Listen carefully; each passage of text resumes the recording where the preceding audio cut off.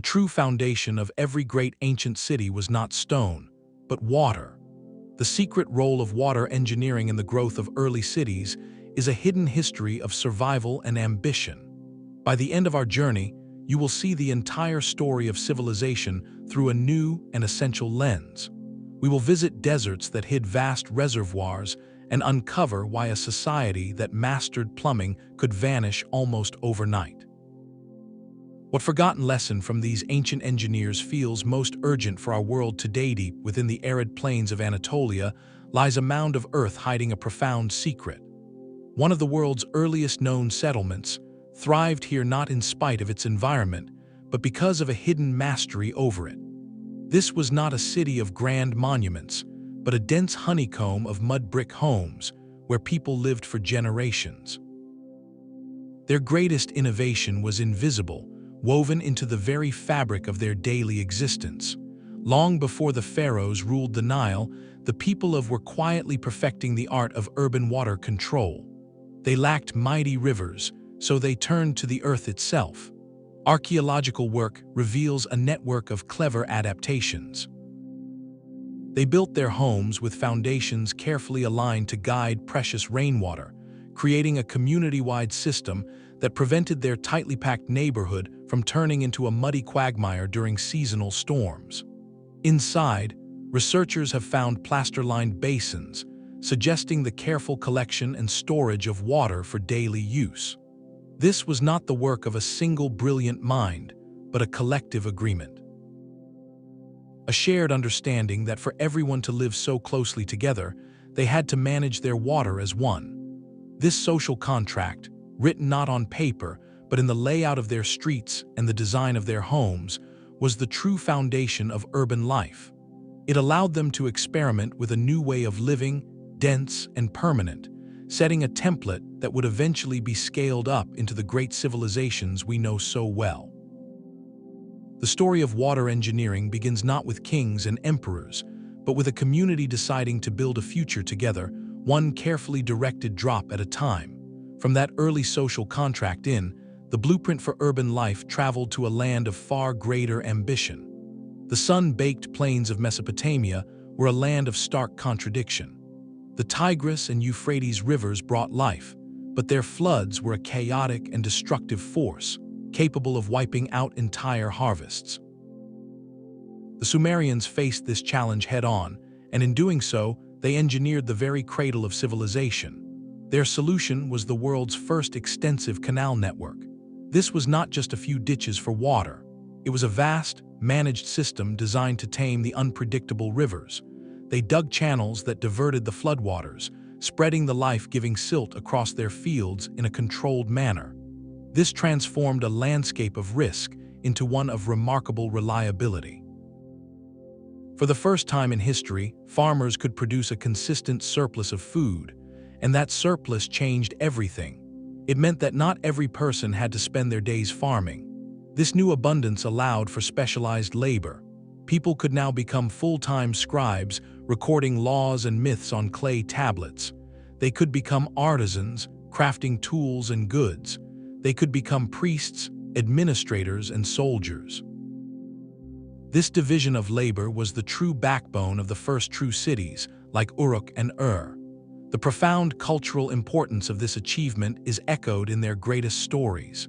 The Epic of Gilgamesh, one of humanity's oldest written tales, is deeply concerned with the control of water.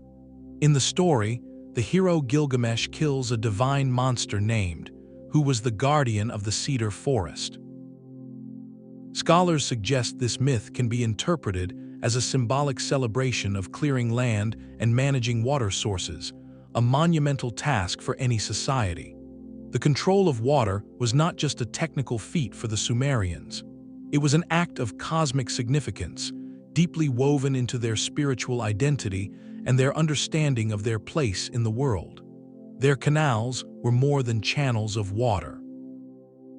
They were the arteries of a new social and economic order, proving that the mastery of a single element could build an entire world.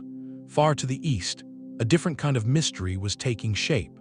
While Mesopotamia built with grand ambition, The Indus Valley civilization perfected the art of urban living on a scale that would not be seen again for thousands of years. At its heart was the city of, a place so advanced in its planning that it seems to defy its own time. Walking its streets, you would not see towering pyramids or vast palaces. Instead, you would find something arguably more revolutionary, a city built for the health and comfort of its people. Beneath the orderly grid of streets lay the city's true marvel, a hidden world of water and waste management. Almost every single house had its own dedicated bathroom and a well, with waste water channeled into covered drains that ran along the streets. This was not a privilege for the elite, it was a standard feature of urban life. The entire city was elevated on massive mud brick platforms, protecting it from floods and allowing gravity to power this intricate sanitation network. At the center of it all stood the Great Bath, a waterproofed pool that was likely the social and spiritual heart of the community. This was more than just a place to get clean. It was a monumental public space, suggesting that water was central to their civic and perhaps even religious identity. Archaeologists like Jonathan Mark see this incredible uniformity, this shared access to clean water and sanitation, as a powerful clue. It points to a society where collective well-being was valued above the glorification of a single ruler. The organization required to build and maintain such a system for tens of thousands of people suggests a different model of power, one based on coordination and shared standards rather than top-down command. Yet, this remarkably stable society eventually faded away. The very rivers that gave it life began to shift their courses, slowly starving the city of its lifeblood. This was not a sudden, violent end, but a slow unraveling. The meticulously maintained drains eventually silted up, and the people gradually moved on. The story stands as a powerful testament to the idea that a society's greatest strength can also be its greatest vulnerability. Their profound mastery over water created a golden age of urban comfort, but it also tied their fate irrevocably to the whims of the environment, a lesson that echoes with increasing urgency in our own time of climate uncertainty. The story of water and power finds its ultimate expression along the lush, narrow ribbon of the Nile. For the ancient Egyptians, the river was not just a resource, it was a divine heartbeat, a life force whose annual flood was both a blessing and a terrifying mystery. Their civilization was built on a profound paradox. They lived in one of the world's driest deserts, yet they created the most stable agricultural society of the ancient world. Their genius was not in fighting the Nile's power, but in learning to dance with its rhythm. This dance was choreographed by a state-controlled science of water management that was as sophisticated as any pyramid. Along the river, engineers constructed an immense network of earthen basins, canals, and clever sluice gates. When the Nile swelled each summer, these basins would fill, trapping the nutrient-rich silt and life-giving water. Once the river receded, the gates were opened in a controlled sequence, releasing water to the fields for the planting season. This transformed a volatile, months-long flood into a predictable year-round agricultural cycle.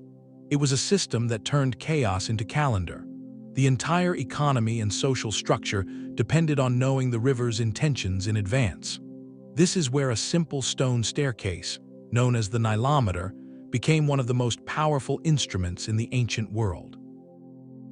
Carved into the riverbank at key locations like the island of Elephantine, these steps allowed priests and officials to measure the river's rise with precision.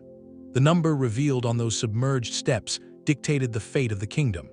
A reading that was too low meant drought and famine were coming. A reading that was too high warned of destructive floods, but a perfect measurement promised a harvest of unparalleled abundance. This data was more than just a weather forecast. It was a direct command that centralized the pharaoh's power. Based on the Nilometer's prophecy, the state could calculate tax rates for the coming year, organize the allocation of grain from state storehouses, and mobilize the vast labor force needed for public works. The promise of a bountiful harvest is what freed thousands of hands from farming to become the artisans, engineers, and laborers who built the timeless monuments we know today. The pyramids, therefore, were not just tombs of stone. They were the ultimate expression of a society that had mastered its water, a society so confident in its control of the natural world that it could pour its collective energy into reaching for the gods themselves. Yet the pharaohs were not the only ancient rulers whose power flowed through pipes. Across the Mediterranean, on the island of Crete, a different kind of palace complex rose, one whose greatest secret was hidden not in grand tombs, but deep within its walls. The legendary Labyrinth of King Minos, home to the mythical Minotaur, has captivated storytellers for. But what if the true maze was not a stone prison for a monster, but a breathtakingly complex network of water channels? The vast palace of Knossos was a marvel of hydraulic engineering, a machine for living built around the control of water. Its pipe systems were a work of art, designed with a tapered shape that increased water pressure as it flowed, preventing sediment from building up and ensuring a steady supply of running water to rooms high within the story structure. They mastered the gentle slope, channeling fresh spring water from sources miles away, while a separate, intricate web of drains efficiently whisked out and away. This was not merely about convenience. It was about survival and ambition on a grand scale. By managing storm water and waste, they protected their delicate, gypsum-lined walls and from erosion and damage, allowing them to build higher and more elaborately than anyone else in their time. The constant flow of clean water supported large, dense populations in comfort, reducing the health challenges that plagued other contemporary cities. This hydraulic labyrinth underpinned everything that made the Minoan culture vibrant, from their bustling workshops to their vibrant frescoes. It was a society that turned the practical science of water management into the very foundation of a sophisticated urban culture, proving that even on a rocky island, human ingenuity could create a paradise of flowing water and architectural wonder. But in the rugged highlands of Anatolia, the equation of water and power took a far more defensive turn. The Hittite Empire understood that a city's true strength was measured not just by its walls, but by how long it could survive when those walls were surrounded. Their capital was a fortress city of immense scale, protected by monumental stone ramparts that snaked across the hills. Yet its most vital fortifications were not built upward, but downward, carved deep into the living bedrock. Here, engineers constructed enormous underground cisterns, vast chambers capable of holding millions of gallons of fresh water. This was hydrological engineering as national defense. In an era of constant conflict, an enemy army could easily poison a river or block a spring, turning a mighty citadel into a death trap within weeks. But a city with its own secret sea hidden beneath its feet could wait. It could endure a siege for months, perhaps even years, while the besieging army outside strained its own supply lines. The psychological advantage was immense. From within the walls, the defenders knew they had a permanent, secure source of life. From without, the attacking force faced the demoralizing prospect of a fortress that simply would not thirst. This strategic foresight illustrates a brutal principle of the ancient world.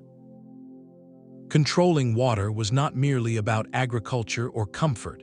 It was the ultimate form of control over life itself. For the Hittites, every gallon stored in those dark, cool cisterns was a direct investment in imperial resilience, a tangible guarantee of power that allowed their kingdom to dominate a volatile region for centuries. Their survival depended as much on the genius of their hydrologists as on the courage of their soldiers, proving that the most potent weapon in a city's arsenal was sometimes just a guaranteed drink of water. These towering fortresses were monuments of stone and fear, their walls so immense they were said to be built by mythical giants. Yet the real genius of the Mycenaean lords was not in the stones you could see, but in the water you could not. Deep beneath the citadels of Mycenae, engineers carved a hidden geography of survival. They constructed secret, corbelled tunnels that descended at sharp angles, burrowing deep under their own massive walls to tap into springs located far out in the surrounding landscape. These were the ultimate insurance policy against a siege. An attacking army would see a mighty fortress and assume its weakness was a finite supply of water inside. They could not know that the defenders had a secret straw, a hidden pipeline bringing a continuous flow from the outside world directly into the heart of the stronghold. This architectural cunning transformed these citadels from mere defensive positions into nearly unbreakable centers of power. Because the king and his administration never had to flee, the palace could continue to function as the absolute hub of the realm's economy. Scribes kept recording the distribution of goods on their clay tablets, artisans continued their crafts, and the complex web of trade and taxation that defined early Greek culture remained intact even with enemies at the gate. The power of the Mycenaean world, therefore, was not just in the visible strength of its walls, but in the invisible, guaranteed access to a simple spring. It was a powerful lesson that the most vital infrastructure is often the one that remains completely out of sight, a principle that still defines the strength of nations today.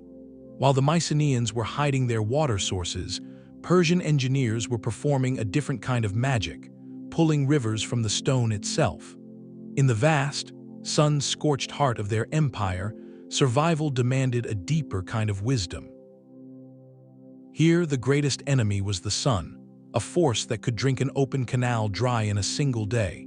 Their revolutionary answer was not to fight the heat, but to hide from it entirely by building rivers underground. This was the Qanat, a masterpiece of simple, sustainable engineering that turned the desert inside out.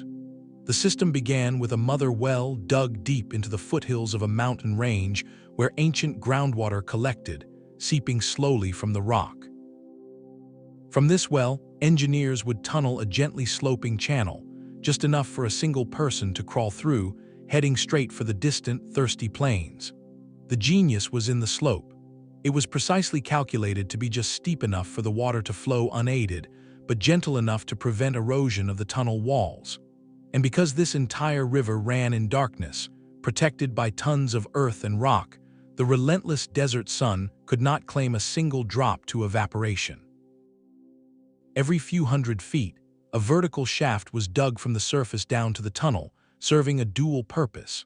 It provided air for the diggers and a way to remove the excavated material, but it also became a permanent access point for maintenance, marked on the surface by a line of circular craters that stretched across the landscape like a dotted line on a map. Where the tunnel finally emerged into the open air, often dozens of miles from its source, it created a sudden, miraculous oasis. This wasn't just a trickle of water. It was a powerful, reliable stream that could turn barren ground into fertile fields, supporting not just farms but entire cities. The magnificent capital of Persepolis, with its towering palaces and vast treasuries, was fundamentally built on this hidden network of underground rivers. The legendary Persian royal gardens, that gave us the word paradise, were not just symbols of beauty.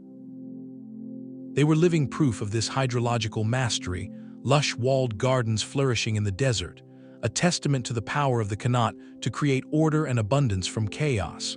But perhaps the most enduring legacy of the Qanat was its social structure.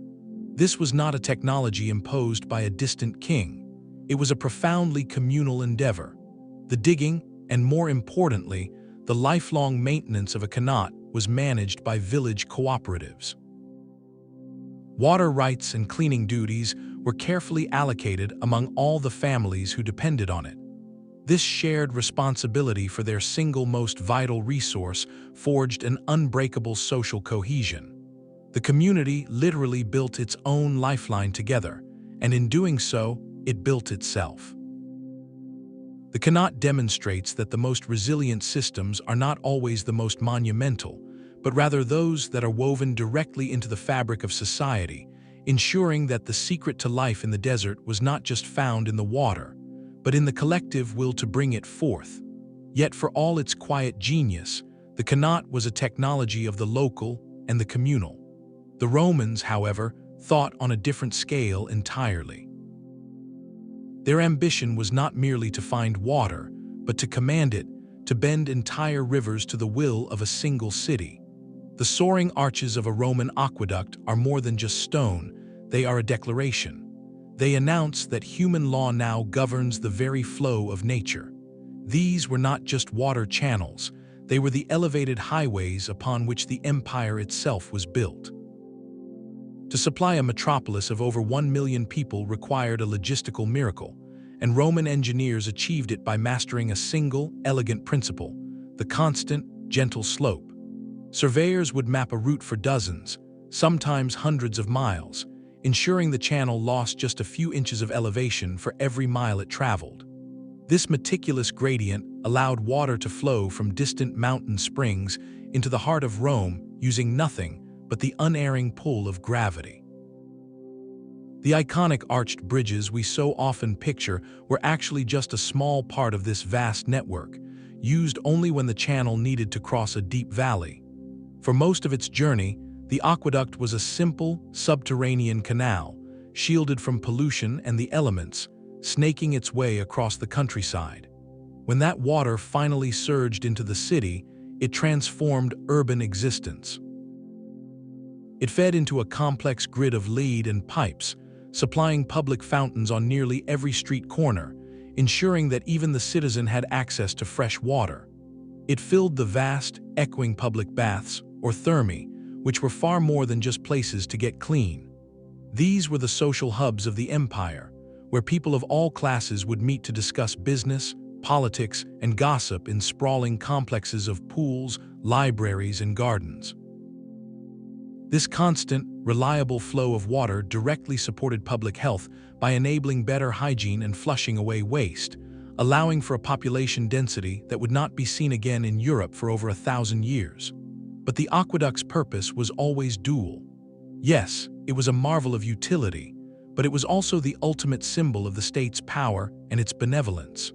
The emperor, by gifting this luxury of flowing water to the masses, fostered a shared Roman identity. The public fountain, constantly overflowing, was a daily, visible reminder of the empire's capacity to provide and to civilize. The entire system was a monumental statement that Rome's order could conquer geography itself, turning the chaos of nature into a disciplined, predictable resource that powered the most complex social and economic machine the ancient world had ever known.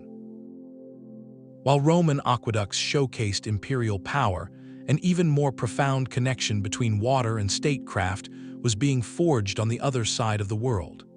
In ancient China, an emperor's right to rule was not simply inherited, it was earned through a sacred responsibility known as the mandate of heaven. And the most tangible proof of this mandate was not a golden scepter, but the ability to control the rivers. When the waters raged unchecked, it was seen as a sign of heavenly displeasure, a failure of the ruler. But a calm, productive river valley, feeding millions, was the ultimate demonstration of virtuous and legitimate leadership. This belief system transformed water engineering from a practical task into a cosmic duty. The greatest testament to this philosophy is the irrigation system, a project so brilliantly conceived over 2,000 years ago that it remains in use to this very day. The Min River, cascading from the mountains, was a torrent of destruction, its seasonal floods wiping out farms and settlements with brutal regularity. The solution, masterminded by a governor named Li Bing, was one of elegant simplicity over brute force. Instead of building a dam to block the river, he chose to work with its energy. His teams carved a channel through a mountain, dividing the river in two.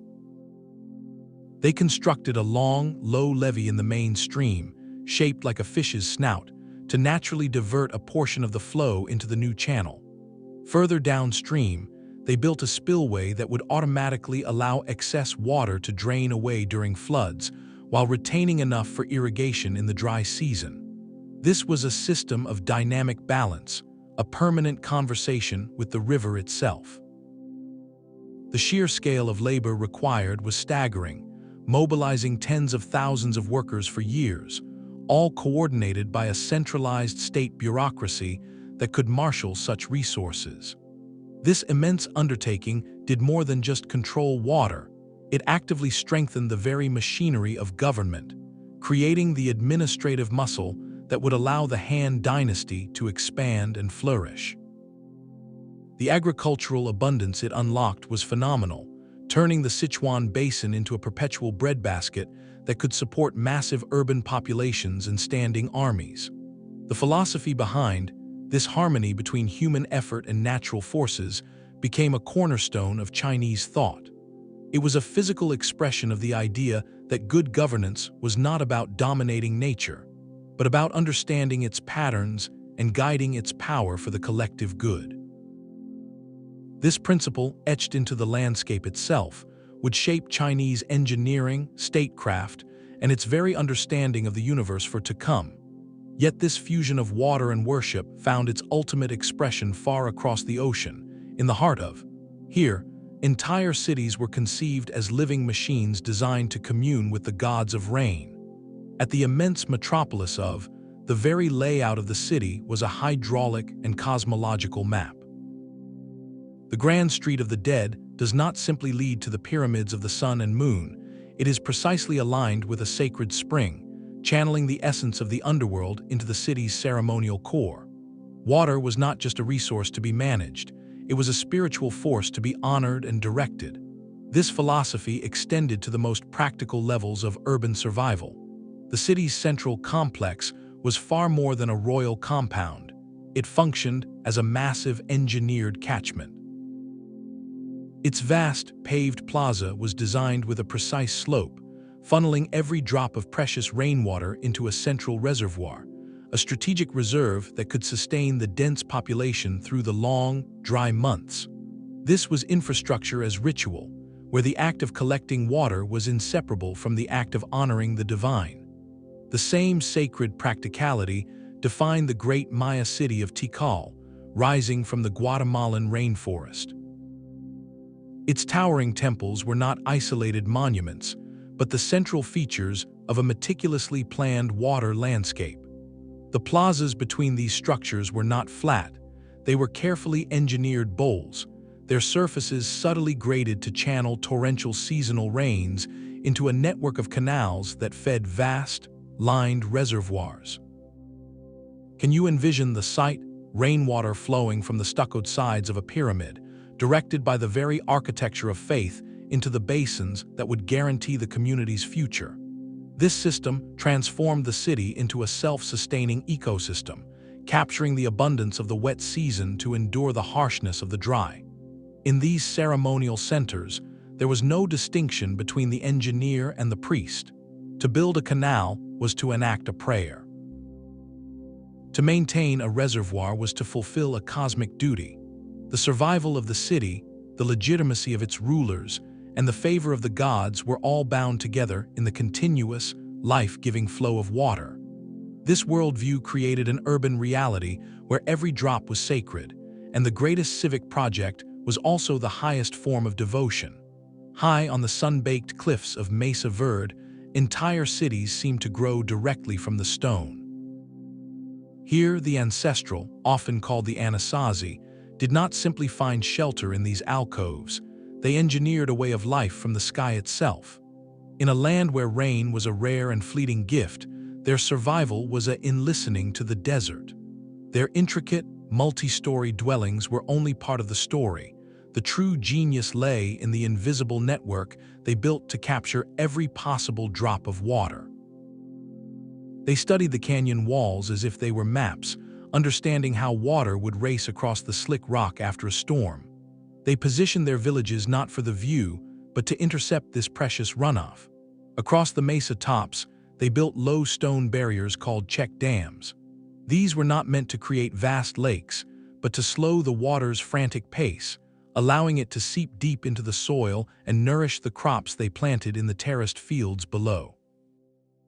They carved reservoirs directly into the bedrock and lined them with clay, creating hidden cisterns that held their collective lifeblood. Every courtyard and plaza was subtly shaped to channel water toward these stores.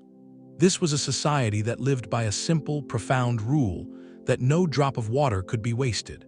Their entire community, from its highest chamber to its lowest storage pit, was a single, integrated machine for harvesting the sky. This deep, localized knowledge of microclimates and hydrology allowed them to flourish for generations in a place that seems utterly inhospitable. Their story is a powerful reminder that urban complexity is not bound to lush river valleys, but can blossom anywhere there is the ingenuity to read the land and the wisdom to work with its rhythms. The rose-red cliffs of Petra appear to be a monument to absolute scarcity, a city born from stone and dust. But this was a grand illusion, a masterful deception practiced by the Nabateans, whose true genius was hidden in the canyons above. In a land where rain might only fall a handful of days each year, they did not see drought, they saw potential. Their entire civilization was built on a brilliant and counterintuitive strategy. They learned to harvest the desert's most violent tantrums, the flash flood. When the rare, torrential rains came, the dry riverbeds or wadis would transform in minutes into raging, destructive torrents. Instead of fleeing this chaos, the Nabateans built to capture it. They constructed a labyrinthine network of diversion dams and channels that lined the main entrance gorge. These features were not meant to block the water, but to gently guide it. They slowed the furious flow, directing it into an extensive system of ceramic pipelines and over 100 cisterns carved directly into the canyon walls. This was a city with a secret, internal anatomy, a circulatory system that stored millions of gallons of water from a single, brief storm. This captured bounty did more than just quench thirst. It created an environment of shocking luxury. Historical accounts describe lush palace gardens and public pools shimmering in the heart of the desert, a display of abundance that astonished travelers and cemented Petra's reputation as a miraculous oasis. This hydrological mastery was the bedrock of its economic power. As a hub on the incense trade routes, Petra could offer, and their thousands of animals, a guaranteed, lavish supply of water after a grueling journey through the Arabian desert. This service made the city unimaginably wealthy. The Nabateans understood a profound truth that many ancient empires, with their mighty rivers, did not. You cannot conquer the desert, you must collaborate with it. Their system was one of graceful adaptation, not forceful domination.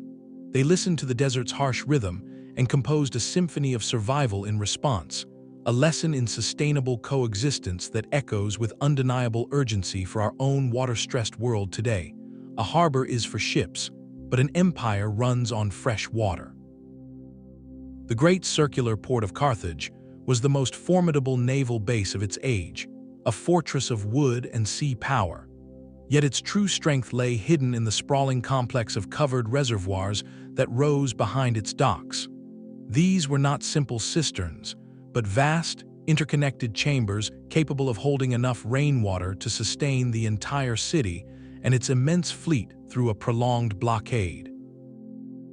While an enemy might control the sea lanes, they could not stop the rain from falling on Carthaginian roofs and courtyards, where every surface was engineered to channel that precious water into storage. This was a city that understood its greatest vulnerability was not a broken hull, but a dry throat. Their mastery extended to the very shoreline, where they solved a riddle that has plagued coastal settlements for all of time: how to keep a spring from being corrupted by the surrounding sea.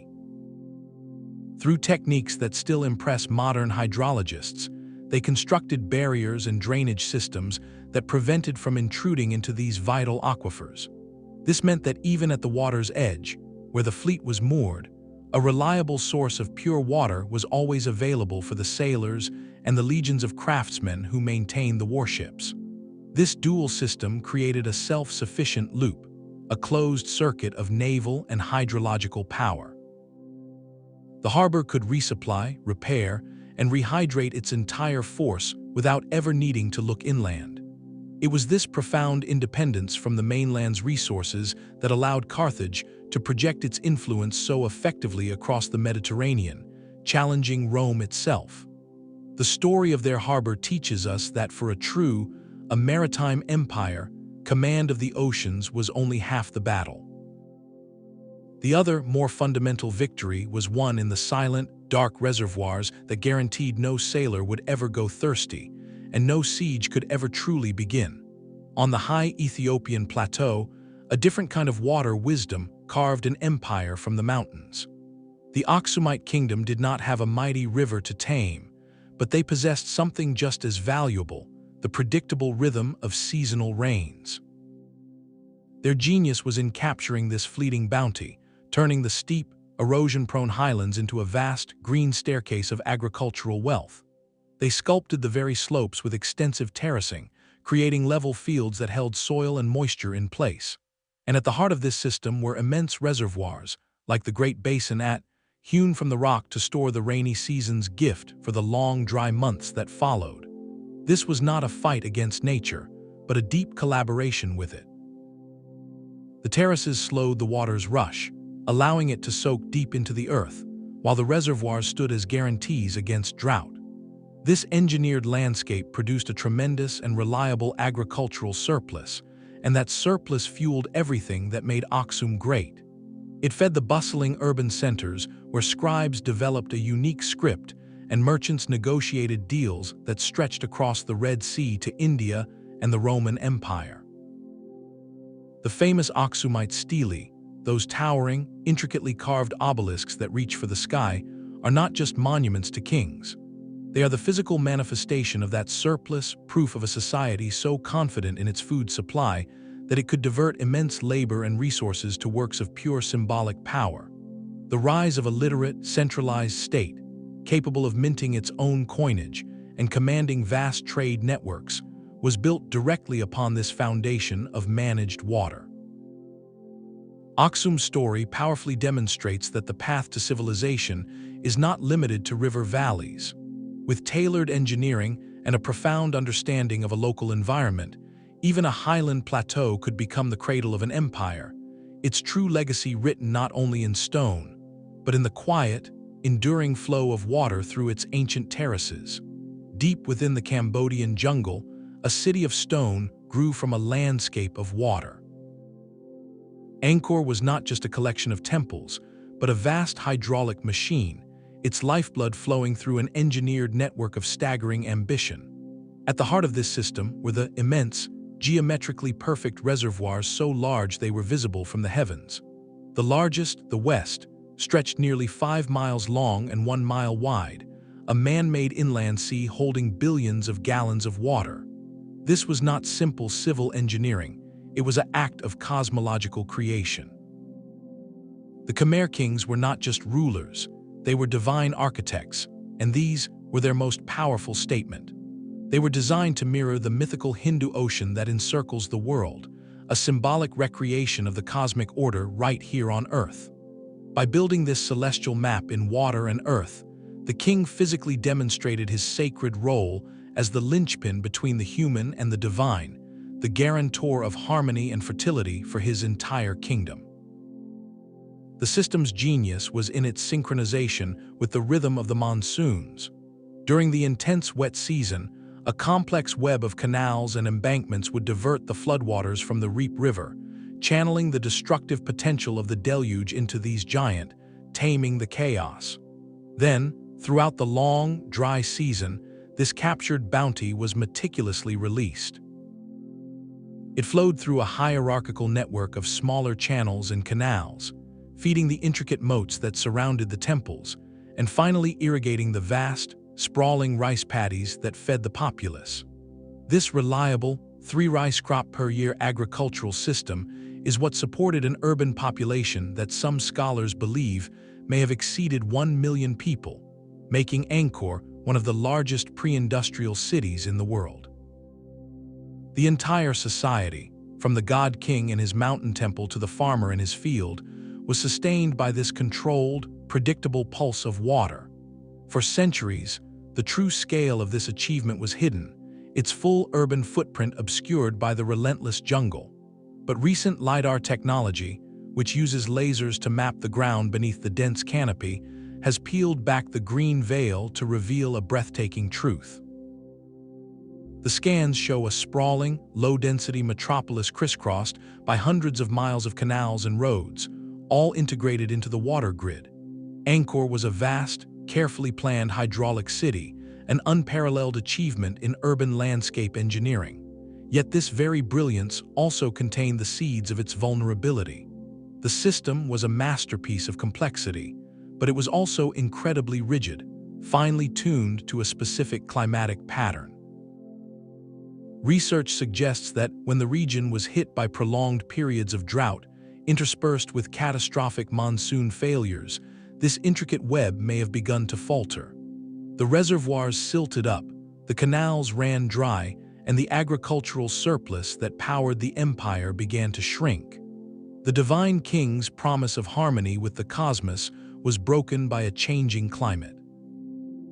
The story of Angkor is a profound reminder that even the greatest human achievements are part of a delicate balance with the natural world, a lesson written in the ghostly outlines of its ancient, empty reservoirs. Far to the south, in the dry zone of ancient Sri, another civilization solved the water puzzle not with a single monumental project, but with a symphony of thousands. The landscape itself was transformed into a living, breathing machine for capturing the sky. The genius of the Sri system was its cascading design, a chain of reservoirs or tanks built in a stair-step pattern down the gentle slopes of the land. When the seasonal rains arrived, water would fill the highest tank in the chain. Once it reached capacity, it would spill over, not as a destructive flood, but as a controlled flow into the next tank downstream, and then the next, and the next. This cascade did more than just store water for irrigation. It acted like a massive natural filter, allowing silt to settle out in the upper tanks so that clearer water reached the lower ones. It systematically recharged the groundwater, ensuring that wells would not run dry. And it created a mosaic of microclimates and habitats, supporting not just vast paddies of rice, but also home gardens, fishing ponds, and forest patches. This was a holistic approach to watershed management, a complete integration of human need with ecological function. The social organization required to build and maintain this intricate network was as sophisticated as the engineering itself. Each village was responsible for its own tank, but their fates were inextricably linked. A breach or neglect in an upper tank could spell disaster for every community downstream. This interdependence forged a cooperative society built on shared responsibility. The legendary King I, who famously declared that not a single drop of rainwater should be allowed to reach the sea without benefiting humanity, was not just a monarch, he was the ultimate coordinator of this vast, communal effort. His reign saw the system perfected, enabling the flourishing of magnificent urban centers like Anuradhapura, and these cities, with their soaring stupas and advanced urban planning, were not islands of power in a barren landscape. They were the vibrant hearts of a countryside meticulously engineered for abundance. The true legacy of the tank cascade is its breathtaking longevity. For over 2,000 years, this system sustainably supported one of the most intensive agricultural bases in the ancient world, a testament to a society that understood its survival depended not on dominating nature, but on weaving its own future into the very fabric of the watershed. Yet within the stark, sun-bleached valleys of Oman, the most vital resource flows in silence, hidden from the desert sky.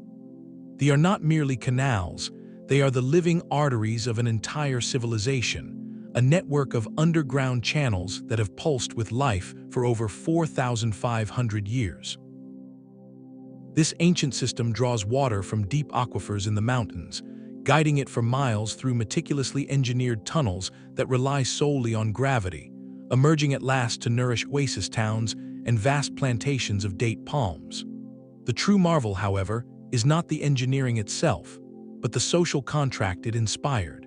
The distribution of this life-giving water was governed by a complex and precise set of rules, overseen by a local judge known as the. This individual was not a king, but a trusted arbiter of time itself, allocating water shares to different families and farms based on a rotating schedule measured by the shadow of a sundial or the flow of a specific container. This legal framework transformed a potential source of conflict into a binding agreement of fairness. A farmer knew exactly when his allotted time would come to open the gate to his field, a right respected by the entire community. This ensured that every individual, from the largest landowner to the smallest gardener, received a fair and predetermined share. The system created more than just agricultural abundance. It forged a culture of profound interdependence and trust. It enabled the rise of permanent, thriving settlements in one of the world's most arid regions, their lush groves of dates and citrus standing as vivid proof that sustainability is not just a technological challenge, but a social one. The enduring legacy of the is a powerful testament to the idea that the most resilient urban landscapes are not those built by the decree of a single ruler, but those grown from the collective wisdom of a community, a wisdom written not on paper, but in the shared, life-sustaining flow of water through the heart of the desert. Beneath the bustling streets of Constantinople lay a hidden, inverted cathedral built for water. As the new capital of the Eastern Roman Empire, the city was a glittering prize, its walls a constant provocation to ambitious armies and its climate prone to dry spells. Its leaders understood that a fortress could be starved into submission not just by a lack of food, but by a lack of water. Their answer was to turn the very ground beneath them into a massive sponge, constructing a secret internal sea. The most famous of these, the Basilica Cistern, is a breathtaking world of its own. Entering it is like stepping into a submerged palace, with a forest of 336 marble columns rising from the still, dark water to support a cavernous brick ceiling. This was not a crude holding tank. It was a monument to utility, a space of profound beauty dedicated entirely to survival. Fed by aqueducts stretching far into the Thracian countryside, these cisterns could hold a supply of fresh water sufficient for hundreds of thousands of people for many months. This guaranteed that even when an enemy army camped outside the Great Walls, life within could continue with a semblance of normalcy. Markets could still function, citizens could drink, and the immense bureaucracy of the empire could continue its work, all insulated from the crisis outside. This was hydrological engineering as the ultimate geopolitical strategy. It transformed Constantinople from a vulnerable capital into an almost unbreakable stronghold, a city that could outweight any foe.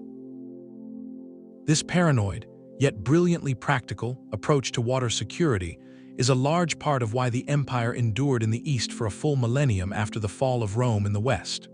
The real foundation of its political and cultural legacy was not just the visible glory of but the dark, silent, and endlessly patient reservoirs lying in wait below. This seamless fusion of utility and beauty reached its zenith in the sun-drenched courtyards of Al. Here, in cities like Cordoba and Granada, water was not merely managed, it was composed. The Alhambra Palace stands as a masterpiece of this philosophy, where every element was designed for a dual purpose. The famed patio Los Leones is far more than a collection of elegant arches and slender columns. At its heart, the courtyard is a precise and sophisticated hydraulic machine. Water from the distant Sierra Nevada mountains was channeled with meticulous care, flowing through a network of narrow canals that run along the walkways, feeding the 12 marble lions at the center. Each lion is not just a sculpture, but a spout, a functional part of a system that distributed water evenly into a central basin. From there, the water was gently circulated through 4 shallow channels that crossed the patio, representing the 4 rivers of paradise described in Islamic tradition. This constant, gentle motion of water served a profoundly practical role. As it trickled and pooled, it cooled the air through evaporation, creating a refreshing microclimate within the palace walls, a sanctuary from the intense heat of the Spanish summer. The sound of the water, a soft, persistent murmur, was an essential part of the design, masking the noise of the city and inducing a state of calm contemplation. This was water engineering elevated to an art form, where the line between infrastructure and spiritual expression completely vanished. The gardens of the Summer Palace took this concept further, with water stairs where channels flowed down the balustrades and courtyards where jets of water created arching patterns against the sky. In these spaces, water was not hidden away in pipes or cisterns. It was celebrated, made visible and audible at every turn, transforming the entire urban complex into a living representation of a heavenly oasis.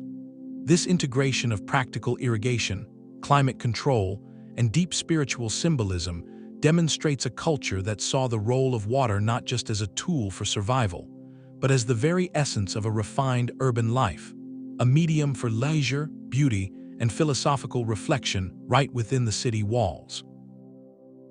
A city of gleaming white temples and bustling canals rose from the very center of a vast lake. The Aztec capital was a marvel of urban adaptation, a place where the line between land and water was intentionally blurred. This was not a city that conquered its environment, but one that learned to live within it, and in doing so, created a unique aquatic metropolis. Its foundation was a network of, often called floating gardens, though they were anything but. These were meticulously crafted rectangular plots, woven from layers of lake sediment, vegetation, and rich mud, all anchored by the deep roots of willow trees planted along their edges. This created a grid of incredibly fertile artificial islands, a permanent agricultural base that could be tended from canoes, feeding a population that may have numbered in the hundreds of thousands. To connect this island capital to the mainland, the Aztecs engineered massive causeways that doubled as dikes, controlling the lake's unpredictable waters. These stone and earth structures were punctuated by bridges that could be removed for defense or to manage water flow. But their most critical intervention was a monumental dike stretching for miles across the lake, built under the direction of a visionary ruler.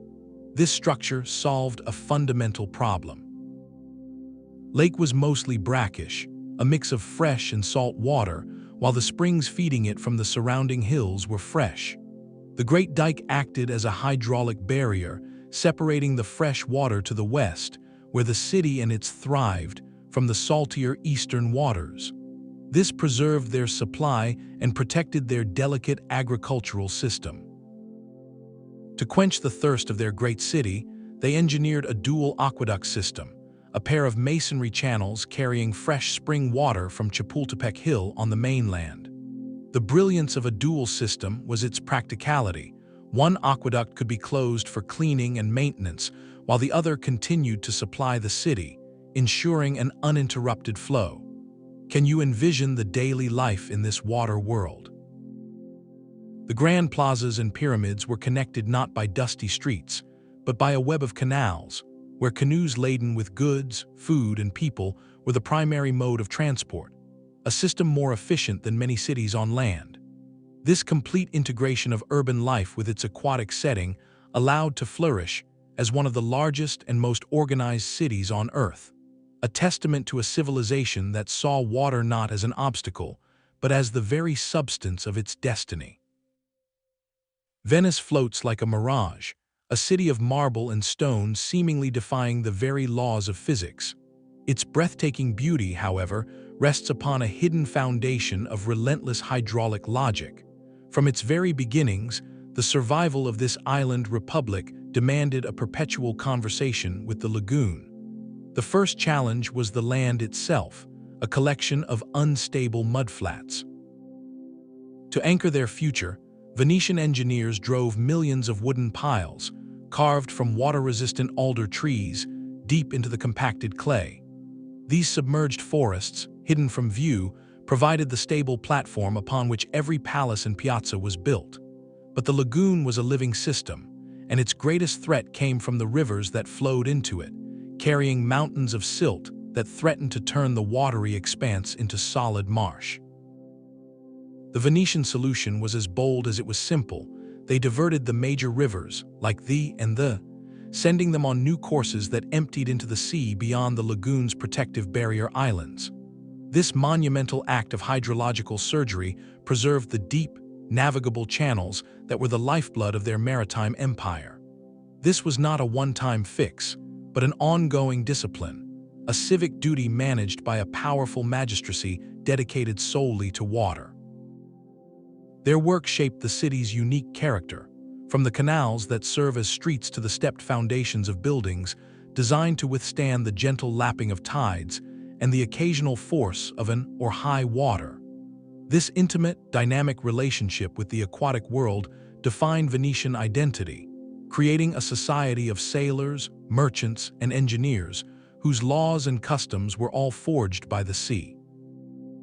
Venice stands as the ultimate example that the most iconic urban landscapes were not created by conquering nature, but by engaging with it in a continuous, sophisticated dance, a partnership that continues to shape its destiny and its struggles in our own time. A new rhythm began to pulse through the world's growing cities, a steady mechanical beat that demanded a different kind of water. The grand public fountains of old, symbols of communal life and civic pride, were no longer enough. The age of steam and industry required a pressurized, relentless flow, a private river for every factory and a personal stream for every new tenement. This revolution was forged in cast iron, a material strong enough to contain the immense pressures needed to push water upward into the story buildings that now crowded the skyline. Coupled with the power of the steam engine, which could pump water from deeper sources and push it further than ever before, engineers could now defy gravity itself, delivering water directly to private taps. This was not a luxury, it was a necessity for the unprecedented urban explosion. Cities like London and New York became vast, frantic laboratories. The very secret of their growth was now locked within this network of underground pipes, a system that enabled industrial production on a scale previously unimaginable. Factories, from textile mills to metalworks, gulped down millions of gallons for their boilers and processes. The city itself became a machine, and water was its fuel. But this incredible advancement came with a hidden, dark twin. The very pipes that brought life also carried away waste, often dumping it directly into the same rivers that supplied drinking water downstream. The Thames in London became a poisonous, stinking flow, while in New York, the crowded tenements of the Five Points district faced horrific health challenges, with access to clean water a stark divider between wealth and poverty. The private pipe, for all its convenience, began to sever the ancient, tangible connection people had with their water source.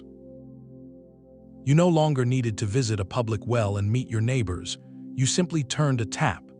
This shift from a shared, public resource to an invisible, private commodity created a new kind of urban isolation, and for the first time on such a scale, a systemic inequity in access to a fundamental human need.